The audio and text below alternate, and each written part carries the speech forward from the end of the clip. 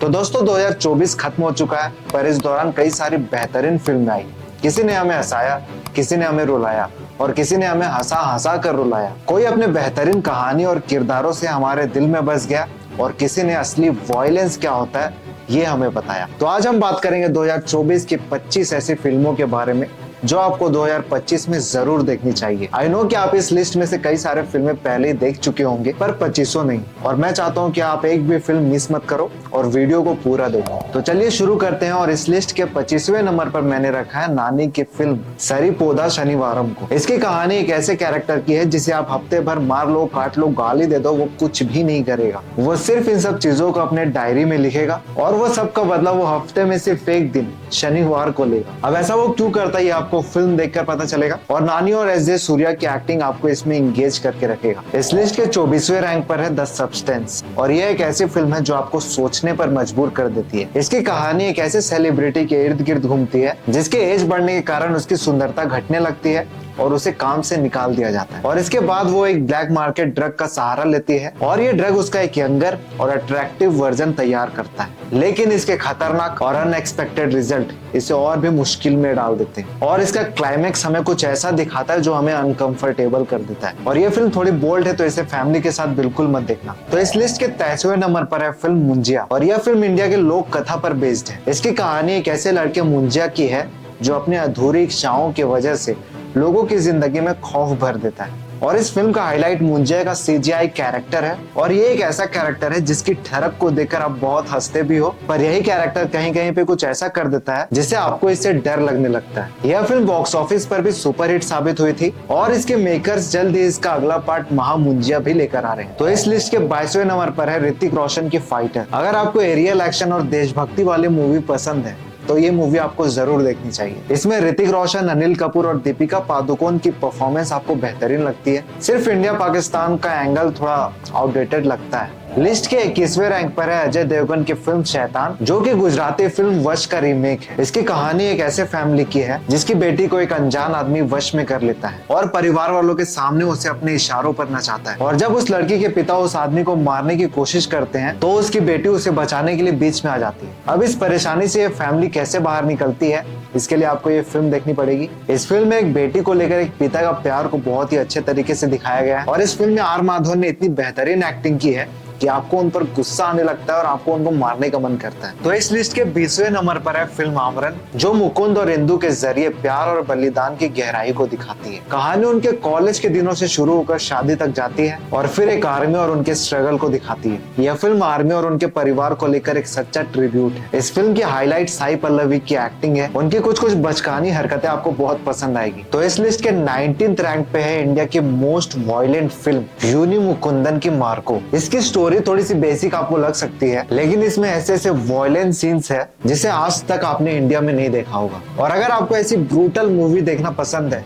तो आपको ये मूवी एक बार जरूर देखनी चाहिए। 18th रैंक पे आलिया भट्ट की जिगरा। इसकी कहानी एक ऐसी बहन की है जो अपने भाई को एक विदेशी जेल से बचाने के लिए अपनी पूरी ताकत झोंक देती है और आलिया भट्ट ने इसमें बहुत ही बेहतरीन काम किया है। लिस्ट के 17th रैंक पे है पुष्पा 2। अब बहुत लोग इसमें लॉजिक ढूंढ रहे हैं, बहुत लोग इसमें कमियां निकाल रहे हैं, पर मैं इसे एक मास मूवी की तरह देख रहा हूँ और अपने जॉनर में ये एक परफेक्ट फिल्म है, इसके गानों को छोड़कर, जो कि बहुत ही वाहियात थे। और इस फिल्म ने अब तक बाहुबली 2 का रिकॉर्ड भी तोड़ दिया है और अब बारी है दंगल की। लिस्ट के 16th रैंक पे है लकी भास्कर और ये फिल्म मुझे बहुत ही अच्छी लगी है। दुलकर सलमान की एक्टिंग, इसकी स्टोरी, उनके वाइफ का कैरेक्टर, इस मूवी का सेटअप और फिल्म का ट्विस्ट सब कुछ बेहतरीन है। अगर आपने ये मूवी नहीं देखी है तो यू आर मिसिंग समथिंग। जल्दी जाकर देखो ये मूवी। इस लिस्ट के 15th रैंक पे आर्टिकल 370 और इसकी कहानी आर्टिकल 370 को हटाने और उस दौरान जो टेंशन का माहौल था उसके इर्द गिर्द घूमती है। यामी गौतम की एक्टिंग इसमें बहुत ही बेहतरीन है। कुछ लोगों का मानना है कि यह फिल्म सरकार की विचारधारा को उजागर करने पर ज्यादा फोकस करती है और किसी किसी को यह फिल्म प्रोपेगेंडा जैसी लग सकती है, पर मेरे ख्याल से यह फिल्म अपने टॉपिक को बहुत ही अच्छे तरीके से प्रेजेंट करती है। लिस्ट के 14th रैंक पे है डेडपूल एंड वुल्वरीन और इस मूवी को मार्वल का कमबैक मूवी भी माना जा रहा है। यह फिल्म अपने फोर्थ वॉल तोड़ने वाली स्टाइल, मेटा रेफरेंस और खुद पर मजाक उड़ाने वाले जोक्स के लिए जाने जा रही है। इस फिल्म में हमें कई सारे वॉयलेंट सीन्स भी देखने को मिलते हैं और इसमें फैंस के लिए कई सरप्राइजेस कैमियो भी है जो सिंघम अगेन और बेबी जॉन जैसे जबरदस्ती के डाले हुए नहीं लगते। लिस्ट के 13th रैंक पे मडगांव एक्सप्रेस। और बहुत दिनों बाद एक ऐसी फिल्म देखने को मिली है जो आपको हंसाती है और क्रिंज नहीं लगती। तीन ऐसे दोस्तों की कहानी जिनका बचपन से सपना होता है गोवा जाने का और फाइनली वो बड़े होकर गोवा जाते हैं और वहां जाने के बाद उनके साथ जो होता है, ऐसे ऐसे सिचुएशंस में वो फंसते हैं जिन्हें देखकर आपको मजा आता है। इस लिस्ट के 12th रैंक पर है kingdom of the planet of the apps, एक ऐसी फिल्म जो अपने फ्रेंचाइजी को और आगे लेकर जाती है। यह फिल्म इंसानों और बंदरों के बीच के कॉम्प्लेक्स रिलेशन को दर्शाती है। इस फिल्म में बंदरों का सीजीआई का काम इतनी बेहतरीन तरीके से किया गया है कि आप उनके इमोशन को बहुत ही अच्छे तरीके से फील कर पाते हो। इस फिल्म के नए कैरेक्टर और उनके चैलेंजेस फिल्म को और इंटरेस्टिंग बनाती है। इस लिस्ट के 11th रैंक पे है प्रभास की कल्कि, जो इंडियन माइथोलॉजी और साइंस फिक्शन का परफेक्ट मिक्सचर है। इसकी कहानी अलग अलग टाइमलाइन में घूमती है और इस फिल्म का मेन हाईलाइट है अमिताभ बच्चन का अश्वत्थामा के रूप में दमदार परफॉर्मेंस और इस फिल्म के महाभारत के कुछ सीन्स इस फिल्म को विजुअली एक अलग ही लेवल पर ले गए हैं। तो अब बात करते हैं इस लिस्ट की टॉप 10 मूवीज के बारे में और 10th रैंक पे है मैडॉक की स्त्री 2 और ये फिल्म हॉरर कॉमेडी जॉनर की एक परफेक्ट फिल्म है। इस फिल्म में आपको सभी एक्टर्स की बेस्ट परफॉर्मेंस देखने को मिलती है और इस फिल्म में हॉरर भी है, कॉमेडी भी है। ओवरऑल ये एक फुल ऑन एंटरटेनमेंट पैकेज है। 9th रैंक पे लापता लेडीज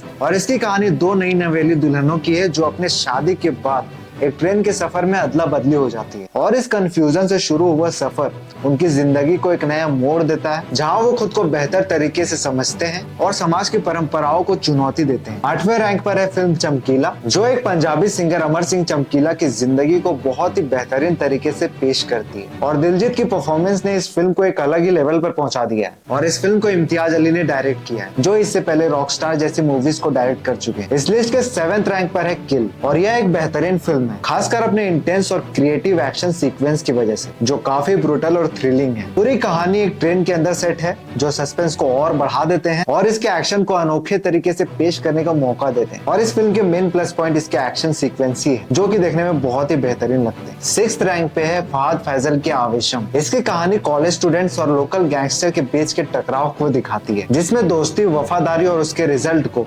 बहुत ही बेहतरीन तरीके से पेश किया गया। इस फिल्म की सबसे खास बात है फहद फैजल की दमदार परफॉर्मेंस। उन्होंने रंगा अन्ना नाम के गैंगस्टर के कैरेक्टर को इतने बेहतरीन तरीके से निभाया है कि उनकी स्क्रीन प्रेजेंस पूरी कहानी को संभाल लेती है। 5वें नंबर पर है ब्रह्मयुगम और ये एक हॉरर फिल्म है। इसकी कहानी 17वीं सदी के केरल और वहाँ के लोक कथाओं के बैकग्राउंड पर सेट है, जहाँ ये दिखाया गया है कि जब पावर और कंट्रोल का गलत इस्तेमाल हो तो वो कितना विनाशकारी हो सकता है। लिस्ट के 4th रैंक पर है मंजूमल बॉयज और यह एक सर्वाइवल थ्रिलर मूवी है। यह फिल्म बचपन की मासूमियत और दोस्तों की गहरी दोस्ती को बहुत ही अच्छे तरीके से प्रेजेंट करती है, जहाँ कुछ लड़के अपने दोस्त को बचाने के लिए अपनी जान तक जोखिम में डाल देते हैं। इसकी सिनेमेटोग्राफी इतनी बेहतरीन है कि आप खुद को कहानी का हिस्सा महसूस करते हो। लिस्ट के 3रे नंबर पर है द वाइल्ड रोबोट, एक खूबसूरत एनिमेटेड फिल्म है जो अपने शानदार एनिमेशन और दिल छू लेने वाली कहानी की वजह से खास बनती है। कहानी प्यार, अपमान और अकेलेपन के इमोशन को बहुत ही अच्छे तरीके से दिखाती है। यह फिल्म भले ही एनिमेटेड है, लेकिन इसे हर उम्र के लोग देख सकते हैं क्योंकि इसके कैरेक्टर और उनके इमोशनल जर्नी से हर कोई जुड़ सकता है। डार्क ह्यूमर और सोचने पर मजबूर करने वाले मोमेंट्स इसे और खास बनाते हैं। कुल मिलाकर यह एक ऐसी फिल्म है जो आपको हंसाते भी है, रुलाते भी है और सोचने पर मजबूर भी करती है। तो लिस्ट के 2nd नंबर पर है विजय सेतुपति की महाराजा। इसकी खास बात यह है कि इसकी कहानी एक आदमी के सिंपल से मिशन से शुरू होती है। एक लक्ष्मी नाम का डस्टबिन होता है उसे ढूंढने से, लेकिन धीरे धीरे ये सिंपल सी बात एक गहरी और पेचीदा मिस्ट्री बन जाती है। विजय सेतुपति ने महाराजा के कैरेक्टर में जो इमोशन और डेडिकेशन दिखाई है वो देखने लायक है। फिल्म आपको शुरुआत में बेतुकी लगती है, ऐसा लगता है क्या चल रहा है, लेकिन जब इसका क्लाइमेक्स आता है वो आपके होश उड़ा देता है। इसका ट्विस्ट इतना अनएक्सपेक्टेड रहता है कि आप हैरान हो जाते हो। कुल मिलाकर ये एक ऐसी थ्रिल मूवी है जो आपको सोचने पर मजबूर कर देती है और लास्ट तक बांधे रखती है। और इस लिस्ट के नंबर 1 पर है ड्यून का पार्ट 2 और यह फिल्म इतनी बेहतरीन इसलिए क्योंकि इसके कैरेक्टर्स और इसकी स्टोरी सब कुछ बहुत ही बेहतरीन है। अराकिस की दुनिया को ऐसा दिखाया गया कि आप उसमें खो जाते हो। इसकी कहानी वहीं से शुरू होती है जहाँ पे इसका पहला पार्ट खत्म हुआ था और इसे बहुत ही दिलचस्प तरीके से आगे बढ़ाया जाता है। कुल मिलाकर यह फिल्म ड्यून की दुनिया को और भी बड़ा और बेहतरीन बना देती है। तो दोस्तों ये लिस्ट यहाँ पे खत्म होती है और इस लिस्ट को मैंने अपने अनुसार बनाया था और आई नो कि इस लिस्ट में कई सारी ऐसी मूवीज है जो मुझसे छूट गई। तो आप कमेंट में हमें ये बताओ कि कौन सी ऐसी मूवीज है जो इस लिस्ट में होना डिजर्व करती थी और अपने हिसाब से उन्हें रैंकिंग भी दो। बाकी अगर वीडियो अच्छी लगी है तो लाइक कर दो, चैनल को सब्सक्राइब कर दो। मिलते हैं अगले वीडियो में।